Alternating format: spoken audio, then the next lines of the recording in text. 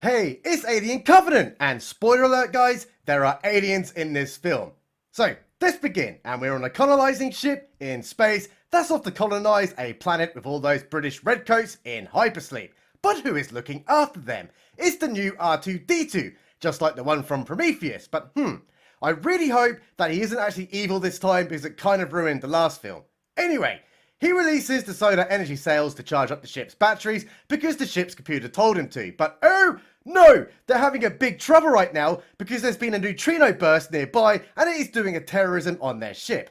But it would take over 100 trillion neutrinos just to get one particle interaction, so, like, that wouldn't happen. It's almost as if the writers totally forgot how to Google basic science. Anyway, that little burst is screwing up all those sleepyheads. So it's time to wake them up and put those fires out. But holy ships, that guy in the pod just burst into flames. So like, better try breaking the glass to save him, even though he's probably already dead. And also, that fire could potentially destroy the entire ship. Well done. Clap, clap, clap. Smart decisions all around. Anyway, it's a big sad. Everyone's sad and crying and stuff, including Poundland Ripley right over there. And look, even that guy is really upset. And then a female woman comes along and gives him a comfort hug. Which is actually quite different to like all those other films these days. Because like, it's a woman actually comforting a man instead of berating him. Wow, it doesn't actually save this film though. Anyway, so they discuss how to fix up the ship. So Poundland Ripley and R2-D2 go off to check the terraforming bay, which is actually quite small considering terraforming involves fundamentally changing an entire planet's atmosphere. It doesn't matter because everything is fine. So they go back and have a drink to the dead and then totally yeet those corpses into space. Let's flip because there's some guys doing space work in space as they need to fix the ship's sails, and hey, that was mission successful. But what the hell is going on there? It is their computer systems and it has AIDS. So they immediately analyze it and it turns out that it was some kind of rogue transmission. But there was something weird about that signal because it's literally playing country roads. So then they go trace it and it turns out it is coming from an alien planet and not from Earth. Which I guess writing absolute bangers turns out to be a universal constant. So Jussie Smollett, who hasn't yet been beaten up by two Chicago MAGA Nigerians, says it'll take quite a while to get to that planet where that signal came from.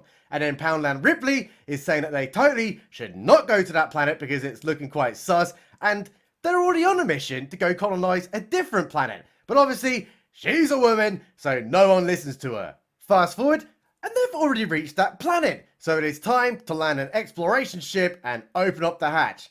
But not a single one of them is wearing a helmet. And I mean, seriously, this place could be choking with Wuhan viruses, but nope, they're gonna go find out where that signal came from with absolutely no protective gear. Very smart. Clap, clap, clap. Safety protocols all around. And actually, this place looks pretty nice, but hang on, these plants are literally wheat. And it's totally like Earth's wheat, which is really confusing. But there's a problem though. The signal between the exploration crew and the big daddy ship that's still in space is actually a bit shit. And that actually turns out to have no bearing on the plot whatsoever, so I don't know why they mentioned it. Anyway, they're still exploring and they actually brought weapons with them this time, unlike in Prometheus, which was utterly retarded. And then one of them says, I need to go take a leak, which obviously means he's going to die first. And then he stands on some kind of weird shroom thingy that releases these black spores into the air and then enters into his ear hole. And wow, this part would never have happened if he just wore a helmet. It's almost as if the writers only put it in there so that they can do dumb shit and that the plot can happen. Oh my god, they just found the ship from Prometheus. So obviously they want to go explore it. But hey, there's some more shrooms that shoot spiky like spore jizz into that guy's face. But hold up, that other guy who stood on the spores earlier is looking totally ill right now. But look out, they've also found Rip-Off Ripley's dog tags from the last film as well. And also a photo of her and Charlie Boy. Even though she never brought it with her in the last film, and trust me, I watched that like only the other day. There's the video like on my channel. Anyway, so what did they find inside of the ship? They found a control room. Really interesting, but wait a minute. That guy who deep-throated those spores is looking really sick right now. So outside they go, but also that other guy's looking really sick too. And only now are they talking about quarantine. Well, maybe they should have worn a mask and then got the booster shot. They're fucking idiots. So he's coughing up blood. So then they bring him onto the ship. even though they risk infecting the entire crew. Well, I guess rigid protocols go right out the goddamn window when the movie's gotta happen. Time to take him to the medical bay and he just popped a period out of his back. So those doors get locked, but that female wants to get out and is saying like, oh, let me out, but obviously they won't let her. But what's going on behind her? Is that guy giving birth out of his back? And what the absolute shit? It's an alien. But hold on. Are you seriously telling me it goes from the size of a spore to like a 6-month-old baby in the space of like 4 hours? Oh, this is terrible. But it doesn't matter because obviously this lady goes running in with a shotgun to kill it to death. But oh no, she just fell on her ass and that was actually quite funny. Although I'm pretty sure the writers didn't mean it that way. But anyway, the alien's now going to totally kill her. So she runs away somehow and then shotgun blasts it. But oh my god, that ended up actually blowing up the ship for reasons, leaving them completely stranded on the planet. Oh, how convenient. The plot got to happen somehow. So anyway, while this is going on, what is happening outside? It's that other guy who got spored in the face as well, and he just gave birth too, and seriously, how are these guys not showing? I mean, seriously, that's the size of a 6-month-old baby. And like, when my partner was 9 months gone with her fetus, I literally thought I was sitting next to a Ford fucking Transit on the sofa. I mean, literally, a Ford fucking Transit. Ugh. They're now scared and it is totally nighttime. And that xenomorph has got even bigger somehow. So obviously they try shooting it. But it turns out they're all stormtroopers. Because they keep bloody missing while the alien is totally kicking their asses. But hey, what the hell? Here's some random Jedi just turning up out of nowhere and says, follow me. They follow him and there's a building which no one noticed during landing. And then loads of dead sexy Squidward aliens like on the ground as well. They follow the Jedi into Millennium Dome, but hang on a shitting minute. That Jedi is actually the other R2-D2 from Prometheus, who somehow got a body again, and says that Rip-Off Ripley from the last film died to death when they landed. And oh, they also accidentally carried that alien jizz with them, infecting the whole entire planet. They're now trying to contact the Big Daddy ship up above, but that mean storm that's flowing around is making the signal totally weak. So the captain says, we're going to get a little closer to the planet so that we can do a communication with everybody. But everyone on the ship is like, no, that's really dangerous. We can't go down there. And then obviously the captain goes, no, we're going to go down there. So it's like, you know, unnecessary confliction right there. It goes absolutely nowhere. So, back to Evil D2, who is cutting his hair, which is amazing since he's a robot. And now the new RT-D2 is checking out all of his research of like bugs and stuff from the planet. And then Evil D2 just rolls up and goes, do you want to learn how to deep throat a flute? And then R2-D2 goes, sure, I'll learn how to deep throat a flute. And now he's obviously deep throating a flute. And then Evil D2 says that he needs to work on his fingering, which is a comedic line, which I'm pretty sure they didn't mean, but it was quite funny. So, we're back with the explorers, and then that guy who originally says we should totally go to that planet, but then Poundland Ripley says, let's not go to that planet. So they went to that planet, is saying, I'm so sorry that I didn't listen to you, and then bring you to the planet. Wow. I'm glad we cleared that one up, guys. We're getting flashbacks for some kind of reason of when Rip-Off Ripley and Evil D2 came to the planet. And hey, it's a bunch of those stupid sexy Squidwards. But he's releasing the alien jizz goo that kills everybody. So basically, this is all Evil D2's fault. Wow, big reveal. I would be absolutely flabbergasted if I could just muster the energy to care about this film. But look out!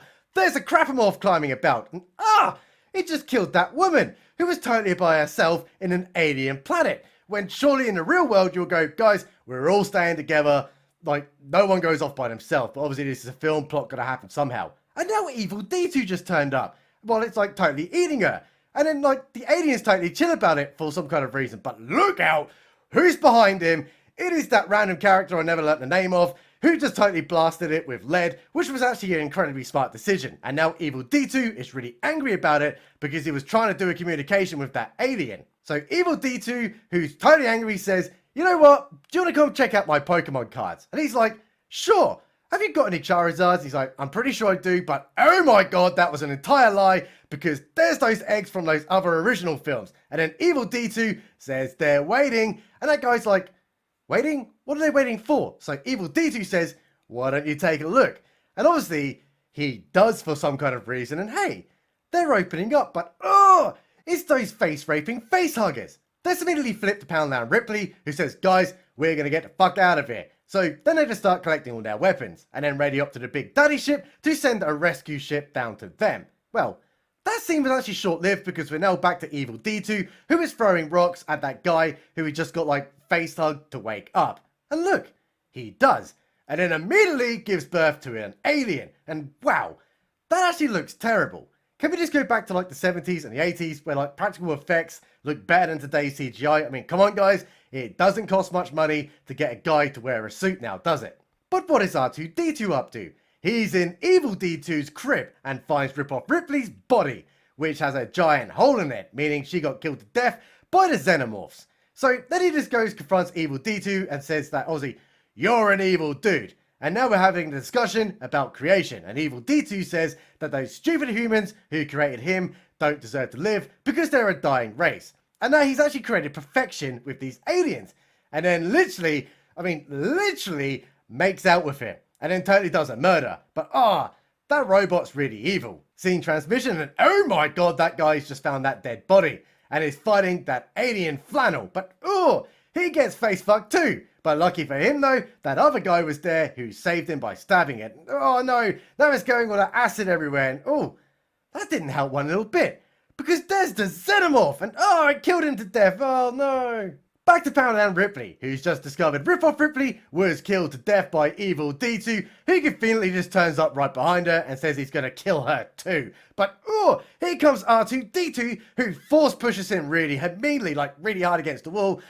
So obviously now we're going to go do like a Matrix fight while the other guys are totally escaping. And hey, R2-D2 is winning because he has a rock. But what are the other guys doing now? They are outside and they are totally escaping and have set a beacon for that rescue ship to come get them. And there it is. It's in the sky and it's now coming down. But hey, there's R2-D2 too. He must have won the fight. But look out. There's a Xenomorph running really quickly because he's going to totally kill them all. But luckily, they're all in the air now because they got on the ship and they're going to be absolutely fine. Wait, no they're not, because that Xenomorph just somehow like power jumped onto their ship. Literally, somehow. So then Poundland Ripley goes, I'm going to go turn that into alien beef. Even though they could just fly off into space and everything will be fine because that alien is on the outside of their ship. So anyway, she's now doing some pew-pews and stuff, trying to kill it, and yep, really intense. I'm really shook. I really care about these characters surviving. Oh, and now she's got a big scary digger, pretty much just ripping off like a Ripley, like mechanical arm thingy. Then he captures it and then crushes it to death. Oh, well done. Well, that was short-lived because they're now back in space and absolutely fine. And look, there's that guy who got acided in the face and he's being repaired. And then there's R2-D2 who's using office stationery because he's an android, remember? So then Poundland Ripley goes, I'll help with that. But he's missing an arm, which I'm pretty sure is meant to mean something, but I'm going to be absolutely honest with you guys. I got so bored of watching this film, I barely remembered anything. And it probably means he's done the switcheroo of Evil D2. Anyway, it's later, and Poundland Ripley gets woken up by the ship's computer saying there's an unidentified intruder on the ship. So let's grab a gun while R2-D2 is guiding them to where they need to be. But hold up, let's immediately go to a super sexy shower scene for some kind of reason because they're going to die. And it's Japanese tentacle time. But oh my god, it's actually a Xenomorph that somehow got onto the ship. I mean, literally somehow got on that ship. So then Poundland Ripley and the captain go to investigate and then follow those bloody footprints on the ground. Look, the Xenomorph is right behind that door that they're conveniently at. So they go, right, let's go to the terraforming bay while R2-D2 is still tracking the alien on the camera. And it turns out that their plan is to lure the alien into the terraforming bay and then open up the airlocks to blast it into space. There it is. But Rip-Off Ripley, while running around like a hooligan, traps it in the rover and then tells R2-D2 to blast it into space. But somehow, with like the airlocks open and like all the oxygen and air like going right out into space, that alien can survive somehow because of reasons. But it's now about to pounce at her. But then that forklift comes out of fucking nowhere and saves the day, and everyone is fine. Big shook. Oh, I'm literally quivering right now. Back to sleep they go, and then R2-D2 is there wishing Poundland Ripley a good night. But before she falls asleep, she then goes, when we get to that planet we were meant to be going to, will you help me build a cabin? Because she mentioned it earlier in the film. But he doesn't answer. So she immediately knows that it was a switcheroo and he is actually the evil D2. Wow. Oh, these big reveals they keep doing in these films. Oh, I'm totally shook. Anyway, so that totally blew my mind. It also blew his mind and he immediately throws up an egg. And look, it's an alien, guys. Film finished, and seriously, I have watched some utter trash in my life, but this one reaches an all-time low. Subscribe button. Is always right.